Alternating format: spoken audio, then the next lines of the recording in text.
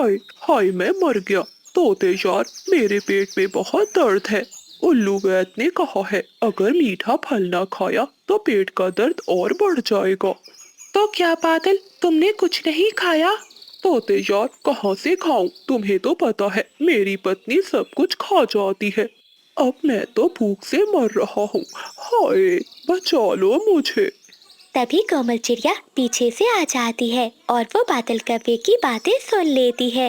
लेकिन बादल यार, मैं क्या करूं? मेरे पास तो कोई भी मीठा फल नहीं है। बादल भैया चलिए मेरे साथ, मेरे पास एक मीठा फल है, आप वो खा लें। ऐसा कहते हुए बादल कव्वा चिड़िया के साथ उसके घर जाता है। चिड़िया बादल कव्वे को एक मीठा फल दे देती है। बादल वो फल लेता है और वहाँ से चला जाता है। एक पेड़ की डाल पर बैठकर कव्वा खुशी से उछलने लगता है।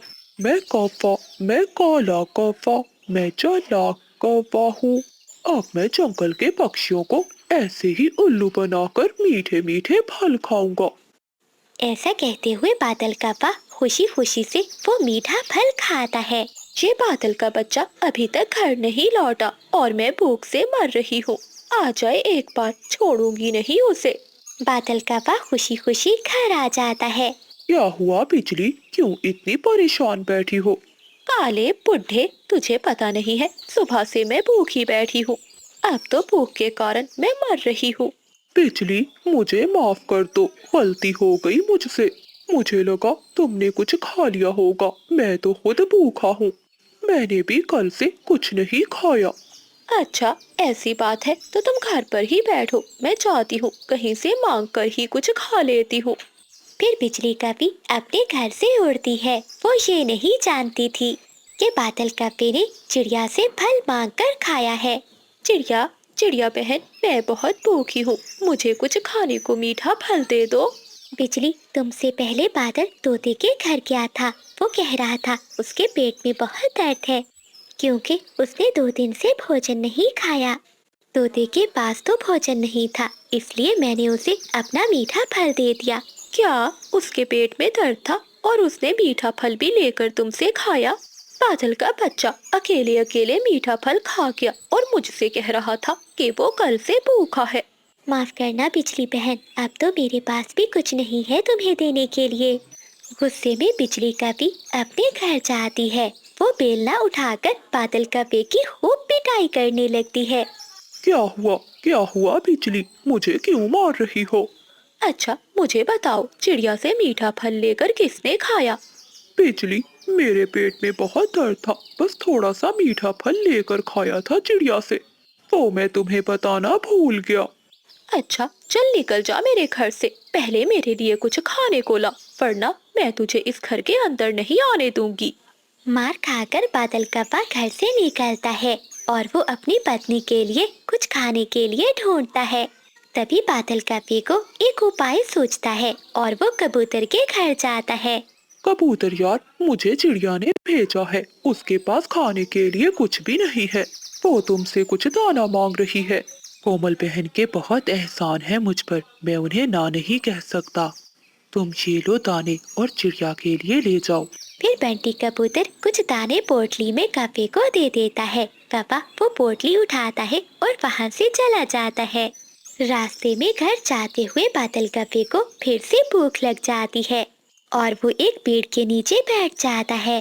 काली शक्ल वाली, काली बिजली, मोटी डाइन, इतने दाने कहाँ खा पाएगी? उसके लिए तो एक दाना ही बहुत है। ऐसा कहते हुए बादल कव्वा पोटली में से दाने निकालकर खाने लगता है। कोमल चिड़िया वहीं से जा रही थी, तभी वो बादल कव्वे को दाना खाते हुए देखकर हैरान हो जाती है। बेचारी बिजली बहन भूख से मर रही है और ये बादल यहाँ बैठा फिर से दाने खा रहा है। अभी जाकर बिजली को बताती हूँ। ऐसा कहते हुए कोमल चिड़िया वहाँ से उड़ती है और बिजली कव्वे के पास जाती है। बिजली, बिजली बहन, क्या तुमने दाना खा लिया? चिड़िया बहन, दाना कहाँ से खाऊं? वो बादल का बच्चा लेने गया है, ना जाने अब कब आता है लौटकर। अच्छा, तो बिजली बहन आप जल्दी जाकर देखो, वो पेड़ के नीचे बैठा मजे मजे से दाने खा रहा है।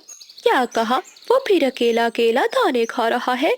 बिजली कव्वी झाड़ू उठाकर घर से निकलती है। सारे दाने तो खत्म हो गए, बस ये एक दाना ही बच गया है।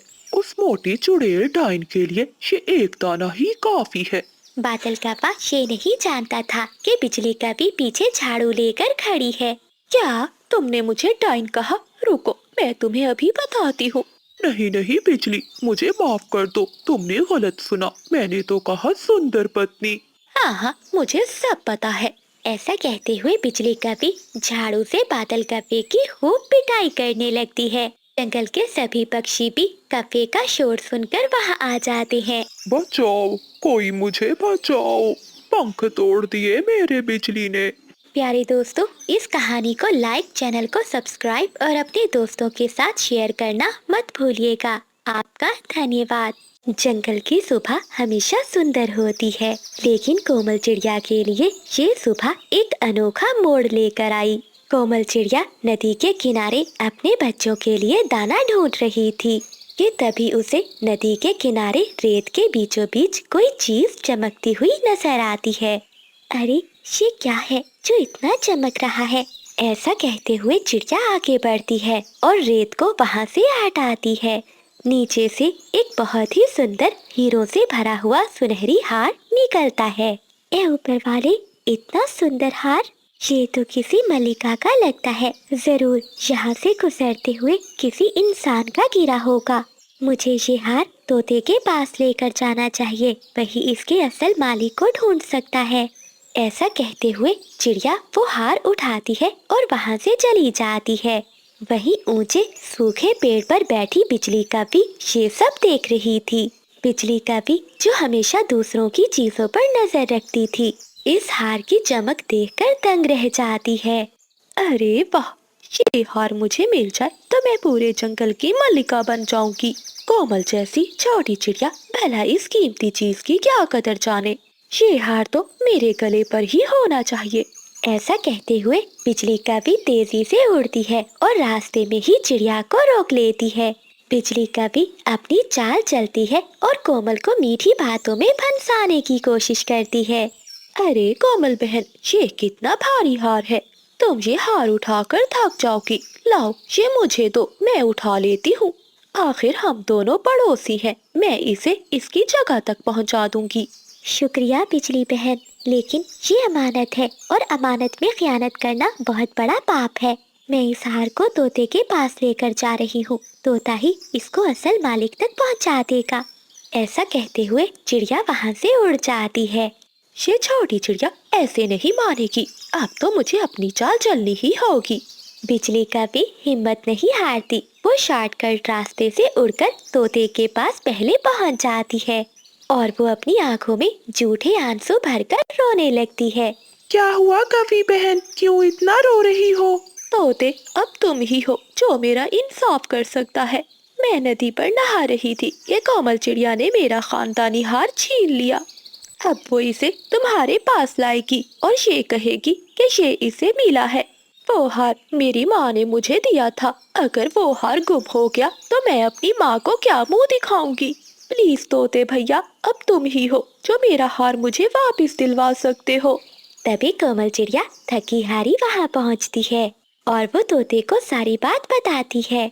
लेकिन चिड़िया बहन, बिजली का दावा है कि ये हार उसका है। कोमल, तुम्हारा क्या कहना है? नहीं नहीं तोते भैया, मैं झूठ नहीं बोलती, मैं सच कह रही हूँ। ये हार मुझे रेत में पड़ा मिला था। बिजली ही झूठ बोलकर ये हार लेना चाहती है। चीकू तोता हार को गौर से देखता है और फिर एक बड़ा सा पत्थर कबूतर से मंगवाता है। चीकू तोता बहुत समझदार था, वो बरसों के तजुर्बे से जान गया था कि कौन सच्चा है और कौन झूठा। तोता एक ऐसी चाल चलता है कि झूठे का चेहरा बेनकाब हो जाए। ये हार आम हार नहीं है, ये जादुई हार है। मैंने इस हार के बारे में एक किताब में पढ़ा था। जो इस हार का असल मालिक है, वो जैसे ही इसे पहनेगा तो पूरी दुनिया का स्वादिष्ट स्वादिष्ट भोजन उसे मिलेगा, और अगर किसी चोर ने इसे पहन लिया तो उसकी गर्दन में खारिश शुरू हो जाएगी और जो कभी खत्म नहीं होगी, और साथ ही साथ उसके पंख भी नीले हो जाएंगे। बिजली कपी के चेहरे पर तो खौफ के साए लहराने लगते हैं, वो अपने परों को खुजाने लगती है। क्योंकि बिजली बहन, ये हार तो तुम्हारा है, इसलिए तुम ही इसे पहले पहन कर दिखाओ। बिजली कभी घबरा जाती है। तोते भैया, अब मुझे याद आया, मेरा हार तो चांदी का था, ये सोने का है। शायद मैंने ही गलती से इसे अपना हार समझ लिया। हो ना हो मेरा हार मेरे घर पर ही होगा। अच्छा, अब मैं चलती हूँ। ऐसा कहते हुए बिजली कभी वहाँ से तेजी से भागती है और पीछे मुड़कर भी नहीं देखती। चिड़िया बहन, देखा, ये कभी झूठ बोल रही थी, ये हार उसका नहीं था, मुझे सब मालूम था। तभी बुलबुल वहाँ दौड़ी आती है। चिड़िया बहन, तोते भैया, नदी के पास एक इंसान है और वो रो रहा है। लगता है तोते भैया ये हार उसी का होगा। चलिए हम चलते हैं वहाँ। फिर कोमल चिड़िया और चीकू तोता वो सोने का हार लेकर वहाँ से उड़ते हैं और नदी के पास जाते हैं। नदी के पास एक अमीर ताजर इंसान रो रहा था। वो अपना हार ढूंढ रहा था। क्या हुआ इंसान, तुम क्यों रो रहे हो? मैं अपना एक हीरो से जड़ा हुआ हार ढूंढ रहा हूँ। कल मैं और मेरी पत्नी यहाँ से गुजर रहे थे, तभी मेरी पत्नी का वो हार यहीं गिर गया। उसी को ढूंढते हुए मैं यहाँ आया हूँ। ये सुनकर कोमल चिड़िया वो हार इंसान को वापस लौटा देती है। इंसान, ये लो अपनी अमानत, ये हार मुझे मिला था। सच्चाई का सफर मुश्किल जरूर होता है, लेकिन इसका अंजाम हमेशा मीठा होता है। हार का मालिक अपनी कीमती चीज वापस पाकर इतना खुश होता है कि वो कोमल के लिए एक खास महफूज घोंसला और जिंदगी भर के लिए बेहतरीन भोजन का इंतजाम कर देता है।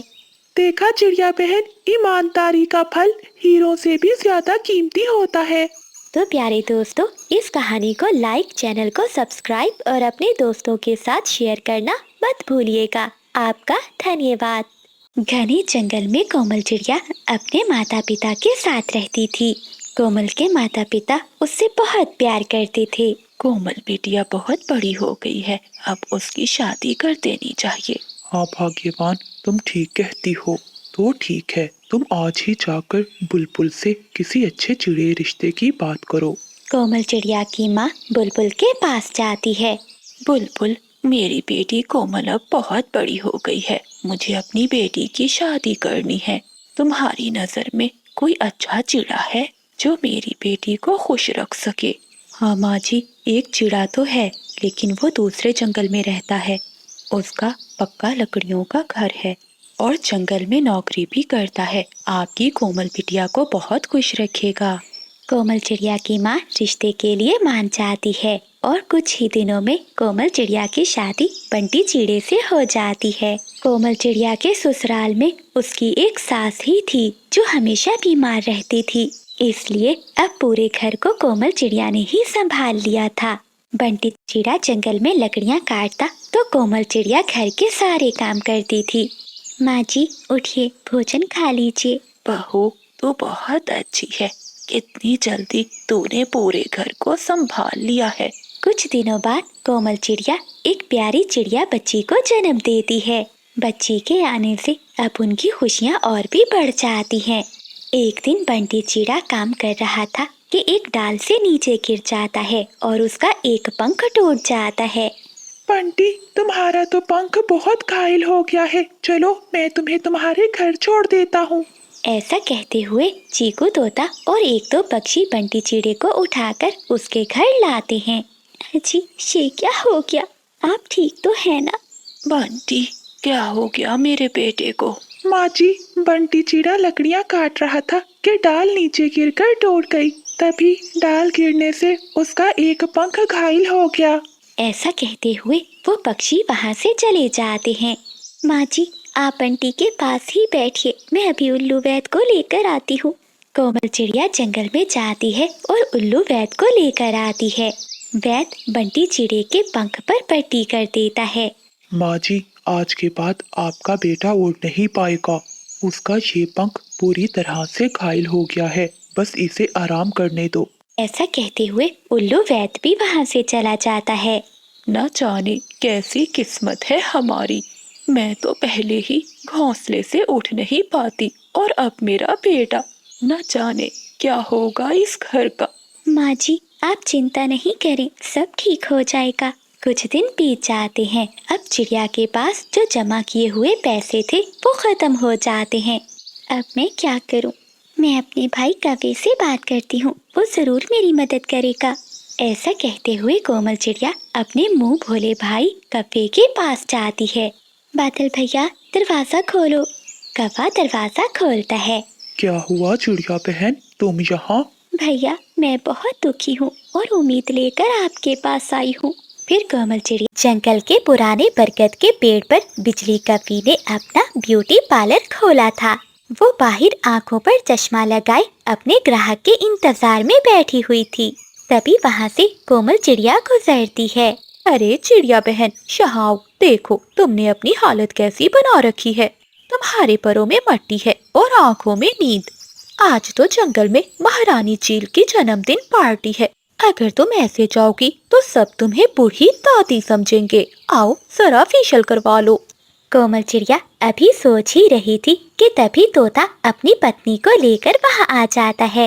बिजली, मेरी पत्नी की चोंच पालिश कर दो। जब से पड़ोसन मीना ने नई लिपस्टिक ली है, इसने मेरा जीना हराम कर रखा है।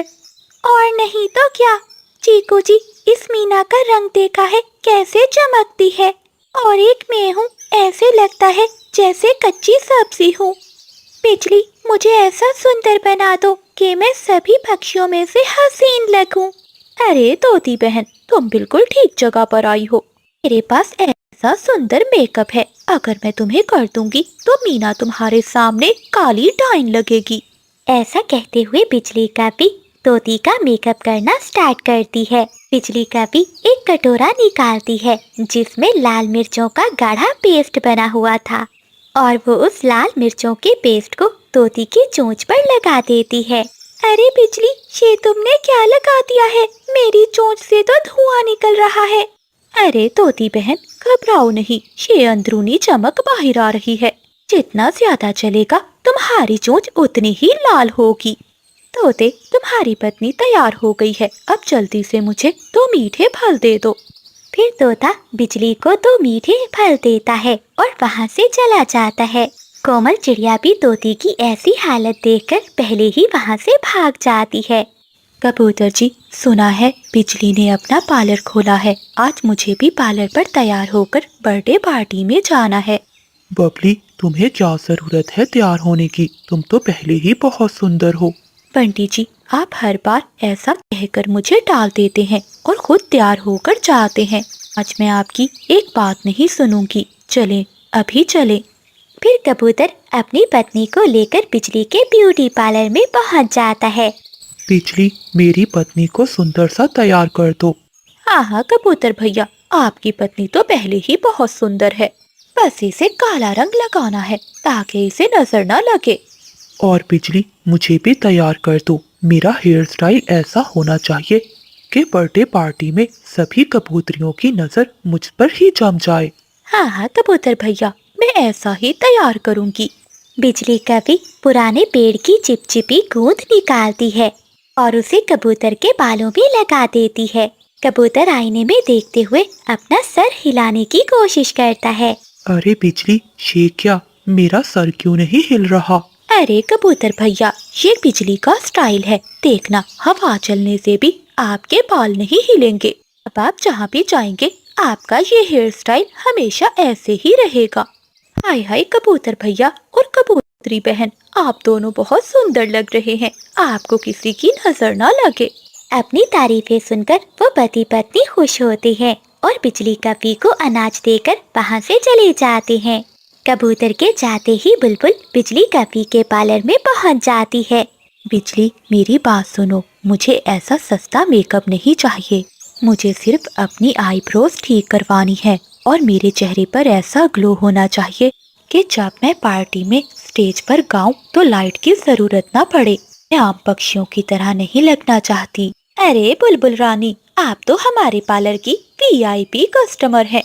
आपके लिए तो मैंने खास रॉयल फ्रूट फेशियल बचा कर रखा है। बिजली कव्वे एक बाउल में कुछ गले सड़े टमाटरों का एक गाढ़ा लेसदार रस निकालती है। ये देखो बुलबुल बहन, ये खास बेरियां हैं जो सिर्फ पहाड़ों की चोटी पर मिलती हैं। इसे लगाने के बाद आपका चेहरा लाल टमाटर की तरह चमकेगा। ऐसा कहते हुए बिजली कवि एक बड़े ब्रश से बुलबुल के पूरे चेहरे पर वो चिपचिपा लाल रस लगा देती है। बिजली, ये क्या लगाया है? इसमें से तो अजीब सी बदबू आ रही है। अरे बुलबुल, तुम्हें क्या पता, ये बदबू नहीं खुशबू है। ये तो अभी सेट होगी, जैसे ही सेट होगी तो देखना हर तरफ खुशबू ही महक जाएगी। शाम होते ही जंगल में चील महारानी की जन्मदिन पार्टी शुरू हो जाती है। हर तरफ रोशनी थी और जंगल के तमाम पक्षी वहाँ जमा थे। जैसे ही बिजली कवि के खास ग्राहक वहाँ पहुँचते हैं तो पार्टी में सन्नाटा छा जाता है। सभी पक्षी उनको देखकर हंसने लगते हैं। तोती तो चुपचाप बैठी हुई थी। मिर्चों की वजह से उसकी चोंच और बड़ी हो गई थी। चीकू जी, ठंडा पानी लाओ, मेरी चोंच में आग लगी हुई है। कबूतर के सर पर लगी हुई गूंज से अब उसकी गर्दन बिल्कुल भी नहीं हिल पा रही थी। वो तो स्टैचू की तरह सीधा खड़ा था, मुड़ भी नहीं पा रहा था। जैसे ही बुलबुल स्टेज पर गाना गाने के लिए आती है तो ढेर सारी मक्खियाँ उसके इर्द गिर्द घूमने लगती हैं। चील महारानी हंसते हुए कहती है, अरे पक्षियों, ये सब क्या तमाशा है? ये सब तुमने अपनी कैसी हालत बना रखी है? चील महारानी, ये सब बिजली के पार्लर का नतीजा है। दोस्तों, तुम सब की हालत तो बहुत बुरी है। ताहे बिजली ने अपने सारे एक्सपेरिमेंट तुम पर ही किए हैं। बिजली, आज हम तुम्हें नहीं छोड़ेंगे, तुम्हारे पंख नोच लेंगे। जिस तरह मेरी चोंच लाल है, तुम्हें भी मार मार कर लाल कर देंगे। ऐसे वो सभी पक्षी गुस्से में चिड़िया को अपने साथ लेकर बिजली कवि के पार्लर पर जाते हैं। अरे दोस्तों, बिजली कवि के पार्लर पर तो ताला है, लगता है वो कहीं चली गई है। चिड़िया, देखो यहाँ कुछ लिखा है, पढ़ो तो। हाँ तोते भैया, मैं पढ़ती हूँ। बिजली ब्यूटी पार्लर आरजी तौर पर बंद है। बिजली अपना ब्राइडल मेकअप करवाने के लिए दूसरे जंगल के शाही पार्लर में गई है। शिकायत की सूरत में वो अगले साल आएगी। ये सब सुनकर सभी पक्षी बहुत गुस्से में आ जाते हैं। दोस्तों वाह, बिजली ने तुम्हें सिर्फ झटका नहीं दिया बल्कि पूरी तरह शॉर्ट सर्किट कर दिया है। तुम सब भी कितने नादान थे, दूसरों जैसे बनने के चक्कर में अपनी असलियत ही भूल गए। फिर कबूतर कहता है, चलो दोस्तों, अब पार्लर नहीं, सीधा नदी पर चलते हैं। आज हमें ब्यूटी ट्रीटमेंट नहीं बल्कि गोता लगाने की जरूरत है। फिर सभी पक्षी नदी की तरफ चले जाते हैं ताकि बिजली का मेकअप धो सके। बिजली तो बचकर वहाँ से अनाज कमाकर भाग चुकी थी, लेकिन इस दिन के बाद से जंगल के किसी पक्षी ने भी दोबारा सुंदर बनने की कोशिश नहीं की। खूबसूरती परों के रंगों में नहीं बल्कि दिल में होती है। दूसरों की नकल उतारने से पक्षी सिर्फ तमाशा बनते हैं। तो प्यारे दोस्तों, इस कहानी को लाइक, चैनल को सब्सक्राइब और अपने दोस्तों के साथ शेयर करना मत भूलिएगा। आपका धन्यवाद। जंगल के एक कोने में कोमल चिड़िया का एक हरा भरा खेत था, जिसमें इसने मेहनत से मकई की फसल उगाई थी। कोमल चिड़िया का पति परदेश के जंगल में गया हुआ था और पीछे से इसकी सास चिड़िया पर बहुत जुल्म करती थी। अरे ओ कामचोर, यहाँ पेड़ के नीचे बैठी क्या कर रही है? जल्दी जाकर सारे खेत के काम कर। जी माँ जी, मैं तो बस सांस लेने के लिए रुकी थी। सुबह से एक दाना भी नहीं खाया, थोड़ी हिम्मत जवाब दे रही है। अगर आप मुझे इजाज़त दें तो मैं नदी से 2 घूंट पानी पी आऊं। पानी? बाजी वाह, अभी काम आधा भी नहीं हुआ और इसे पानी की पड़ गई। देख रानो, अगर समय पर फसल तैयार ना हुई तो हम सर्दियों में क्या खाएंगे? तेरा पति तो परदेश में बैठा मेहनत कर रहा है और तू यहाँ नखरे दिखा रही है। जब तक तो पूरे खेत में पानी नहीं दे देती, तुझे पानी पीने की इजाजत नहीं है।